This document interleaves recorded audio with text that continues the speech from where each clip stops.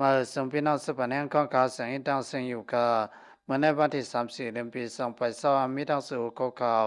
ซึ่งมันออกมาปล่อยที่วันธรรมเสร็จสิเวงหนองเขียวคนเมืองคนหนึ่งไหลลู่ตายคนเมืองพื้นที่ลาในว่าพังคนวันคนเมืองตึกทวีอินสันอยู่ในอ่อนกันมองซ้อมอยู่ของศึกซึ่งมันก็สมาออกมาปล่อยสันในสิเวงหนองเขียวซึ่งได้ปะทองวันที่1 4เดือนปี2022ยามหมู่กำสิมของศึกซึ่งมันก็อัตโลนลูกที่วันที่ก่อสิเวงหนองเขียวเสออกมากับปล่อยสัตว์วันธรรมเสเฮ็ดให้คนเมืองคนหนึ่งไหลลู่ตายว่าไหนคนเมืองหนองเขียวคนหนึ่งลาในว่ายามหมู่กำสิมของศึกซึ่งมันก็อัตโลนมาปล่อยมากาตุ่มโดยคนเมืองคนหนึ่งไหลลู่ตายขึ้นดังเลยไหลลู่เหลวกว่าว่าไหน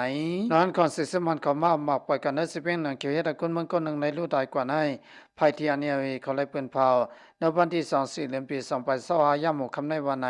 เมื่อในก้วยนังก่อนได้สิเวงนางเกี่ยวของเสษมันก็มีเส้นมาปล่อยมากับ2โล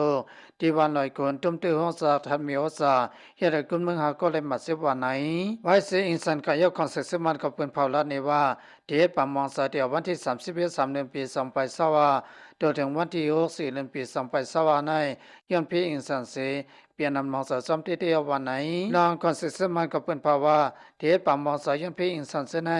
คุยกับลองตั้งเฮ็ดเขาแล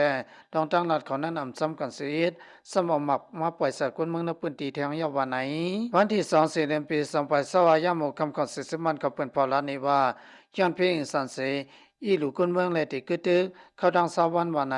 ซึ่งมันก็สืบลาเทียมว่าพังกึดตึกในคนเมืองเส้นที่กว่ามานาในสังเส้นทางที่สะดึกกว่ามาสนาในสังอย่าไปสู้ยงเก้าโอนในพื้นที่เส้นนั้นอย่าเปลี่ยนแปลงทึกซึกเสือยกเกี่ยวกับนาที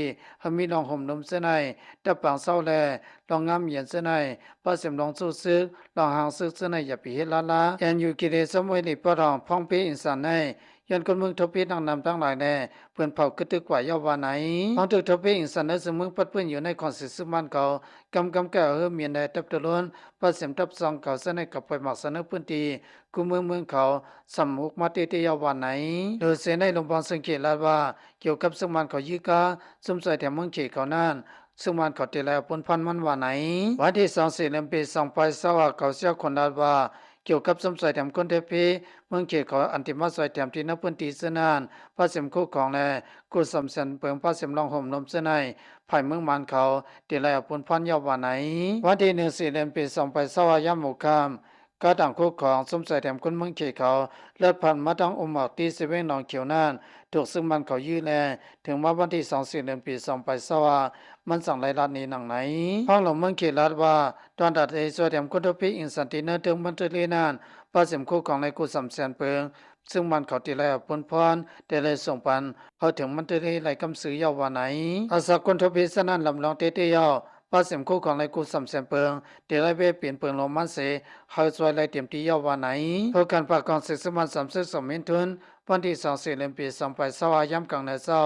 ไล่ออกมาเป็นเผาลัดในที่สื่อข่าวว่าตอนซึ่งมันก็เลยยืมยันการสมใส่แถมเมืองเขนั่นเขาขายมายอมรับทั้งพิธีวันไหน32 มิถุนออกมาลาว่าเกี่ยวกับการสวยแถมอันละผ่านมาเรียนเรียนเสนานยันประวัติภัยของเสือสมันเขาอำไลหูเขาหูงามมันแน่สั่งไล่เอากองท่องขึ้นผ้าเสียยี่ยวันไหนดีมันตอนตัดที่รัดผ่านเรียนเสนานอยู่ภายใต้กุมกับของเสือสมันกุฏิกุเลียนลองว่าเขาหูอันว่านั่นเตือนเปลี่ยนไร